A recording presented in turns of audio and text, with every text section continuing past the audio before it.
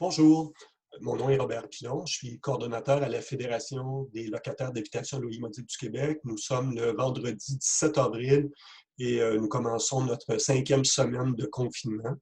Euh, J'aimerais vous donner des nouvelles sur ce qui se passe dans les HLM de la province de Québec. Vous savez, nous sommes plus de 3000 chaque semaine à discuter de la situation, autant des locataires qui regardent cette vidéo que des gestionnaires. Alors, je vous remercie de vous intéresser au HLM, puis je vous remercie également de faire partager cette capsule vidéo au plus grand nombre possible de vos locataires. Aujourd'hui, j'aimerais vous parler des politiciens, des offices d'habitation et des locataires. Je commence par les politiciens. Vous savez, je ne vous apprends rien en disant qu'hier, le premier ministre du Québec a annoncé qu'il y avait eu 143 décès dans la province. Beaucoup de ces décès-là ont lieu dans des résidences ou dans des habitations de personnes âgées. C'est sûr que ça vient nous chercher, là, puis ça nous concerne tout particulièrement. On est en plein cœur de la crise actuellement et c'est important de prendre toutes les mesures pour s'assurer de se protéger. À ce niveau-là, j'ai des bonnes nouvelles à vous annoncer du côté des politiciens, justement. Depuis, au cours du dernier mois, notre fédération, en lien avec le regroupement des offices d'habitation, avec beaucoup d'offices, avec les directeurs d'office, on a fait différentes représentations auprès de la ministre responsable des HLM, Mme André Laforêt, notamment pour que le gouvernement décrète un renouvellement automatique des baux, pour pas que les gens aillent porter le paperasse à l'office puis briser le confinement. Et là-dessus, on a d'excellentes nouvelles. Ce matin, dans la presse, en entrevue, la ministre Laforêt annonçait qu'il va y avoir un renouvellement automatique de tous les baux en HLM et également qu'il n'y aura pas d'augmentation de loyer cette année. Donc, les baux vont être renouvelés aux mêmes conditions que l'an passé, ce qui est une très bonne nouvelle. Ça va simplifier la vie de bien des gens, de bien des locataires, puis de bien des employés d'office qui doivent mettre le meilleur de leurs énergies à prévenir le coronavirus et non pas à brasser du papier.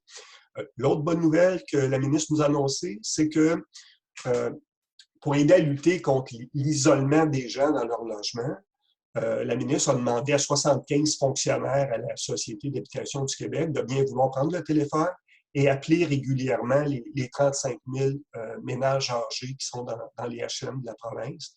Donc, attendez-vous à recevoir des appels pour vous demander comment vous allez. Vous allez avoir aussi l'occasion de discuter avec des fonctionnaires qui gèrent les HLM. Je pense que ça va vous faire du bien. Ça va leur faire plaisir à eux également de savoir ce que vous vivez et comment ça va. C'est une bonne initiative. Et la troisième, ça concerne la santé publique. Encore là, depuis des semaines, on demandait que lorsqu'il y a des cas d'infection dans les HLM, que les gens de la santé publique en informent les offices d'habitation et les locataires de ces immeubles-là pour qu'on puisse faire attention puis redoubler d'efforts dans les mesures de protection pour pas que ça s'étende. Là-dessus aussi, la ministre nous a assuré qu'à l'avenir, lorsqu'il va y avoir plusieurs cas dans un immeuble, la santé publique va communiquer avec la direction des offices puis avec les locataires pour revoir avec eux c'est quoi le plan d'action pour lutter contre l'infection dans les immeubles. Donc, 3 bonnes nouvelles et on remercie énormément la ministre André Laforêt d'avoir donné suite à nos demandes. C'est des mesures importantes, ça va nous aider. Maintenant, j'aimerais vous parler un peu des offices d'habitation. Là aussi, depuis un mois, la Société d'habitation du Québec avait demandé aux offices de mettre en place différentes mesures d'urgence pour prévenir la propagation dans nos immeubles. Après 4 semaines, on est content de voir que la plupart des offices au Québec ont fait des pieds et des mains, malgré des problèmes de personnel, beaucoup de gens malades, beaucoup de gens qui ne travaillent pas parce que pas de garderie, des trucs comme ça. Mais donc, avec beaucoup, beaucoup de dévouement, les offices ont mis en place des mesures qui leur étaient demandées, soit de désinfecter tous les jours les aires communes des immeubles, de régler la question des buanderies pour s'assurer que les gens n'aient pas à courir après les 25 sous à l'extérieur en brisant le confinement, de mettre de la surveillance dans les halls d'entrée là où c'était nécessaire. Donc, ces mesures-là, beaucoup d'offices les ont mis en place. Ça a été beaucoup de travail. Puis là aussi, on doit dire merci au personnel des offices, aux directions, au conseil d'administration, qui ont travaillé très fort pour réagir et rapidement mettre ces mesures-là en place. Ça n'a pas été facile partout. Il y a des endroits où ça a été plus long, mais c'est fait. En même temps, il reste quelques offices où ces mesures-là n'ont pas été appliquées sérieusement encore. Il y a encore des manques à certains endroits. Et ce qu'on aimerait, s'il y a des locataires là, qui nous écoutent, qui sont témoins que des mesures comme ça n'ont pas été mises en place, bien, on vous invite à nous téléphoner ou à nous écrire pour nous mettre au courant, nous dire dans quel endroit les mesures sont déficientes. Et on va se faire un devoir de contacter les directions de ces offices-là pour s'assurer qu'ils mettent tout en œuvre là, pour protéger votre sécurité. Maintenant, les locataires. Vous savez, le gouvernement a beau faire sa part, les offices ont beau faire leur part, notre sécurité, là, elle est principalement dans nos mains. Le premier ministre l'a dit, il faut se laver les mains. Continuellement se laver les mains. Il faut garder une distance dans nos immeubles. Dans nos corridors, il faut garder une distance de 2 mètres, de 6 pieds des autres locataires. Dans les ascenseurs, il faut se tenir loin des autres personnes. Salle de lavage, boîte à mal, il faut s'éloigner des gens. Idéalement, il faut rester confiné dans notre logement. C'est notre meilleure protection. Je vais vous montrer une photo. J'espère que ça va marcher. Évidemment, ce ne sont pas tous les locataires qui sont comme ça. Je vous dirais, regardez, les 2 tiers des locataires dans les immeubles sont confinés dans le logement depuis 1 mois. C'est extrêmement difficile à supporter, mais vous faites ces efforts-là, puis ce faisant, vous contribuez non seulement à votre propre sécurité, mais aussi à ne pas propager la maladie à vos voisins et aux personnes que vous aimez. Mais il y a peut-être 1 tiers des gens qui demeurent négligents, qui sortent, qui rentrent, qui ne respectent pas la distanciation, qui s'en foutent en disant « c'est pas grave, ça me concerne juste moi », alors que ce n'est pas vrai. Ces personnes-là, et là je vous donne un exemple, un immeuble HLM à Laval, immeuble personnes âgées, 2 étages, il y a un gardien à la porte pour assurer que les gens vont rester confinés dans le logement. Et que fait ce locataire? Il s'est installé une échelle qui permet de sortir et rentrer de son logement. Si c'était juste lui qui pouvait tomber malade et peut-être mourir, on pourrait se dire, tant pis pour lui, on s'en fout.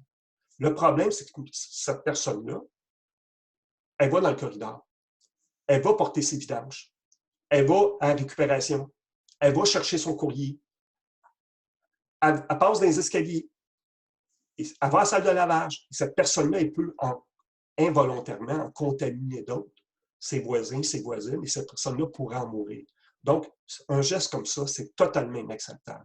Si vous voyez ce type d'agissement-là, vous devez dire à ces gens-là d'arrêter d'avoir des comportements comme ça qui compromettent la santé et la sécurité de l'ensemble des résidents. Si ça ne suffit pas, vous appelez l'Office pour le signaler. Et si ça ne suffit pas, mais l'Office a des moyens pour, à la limite, appeler la police pour que ces gens-là aient des contraventions. Vous savez, actuellement, c'est le type de gestes qui sont illégaux. Ça peut amener une contravention de 1500 quelques dollars. Pourquoi? Parce que c'est dangereux. C'est dangereux, ça peut causer l'infestation de nos immeubles. Ça peut amener, comme dans les CHSLD, que plusieurs personnes se retrouvent aux soins intensifs. Ce n'est pas anodin. Donc, si vous voyez ce genre de comportement-là, avisez la personne qui est fautive, avisez l'Office, et l'Office va s'en occuper. Moi, j'aimerais féliciter les dizaines d'associations de locataires qui, dans la dernière semaine, ont participé à l'opération Coup de fil. Donc, il y a beaucoup d'associations qui sont allées sur notre site Internet, flhlmq.com, et qui ont vu toutes les explications sur comment mener une campagne d'appel téléphonique à leurs membres, et beaucoup l'ont fait. Et ce qu'on me disait, c'est que beaucoup de locataires ont dit que, c'est un peu émouvant, que c'était le seul appel téléphonique qu'ils avaient eu dans leur semaine. Qu'un membre de l'association des locataires les appelle pour leur demander comment ça va, les encourager, voir s'ils ont besoin de quelque chose. Et ça, c'est formidable. Bien sûr, la Société d'habitation du Québec, les fonctionnaires vont le faire, puis c'est bien, mais on invite les associations à continuer de participer à l'opération Coup de fil.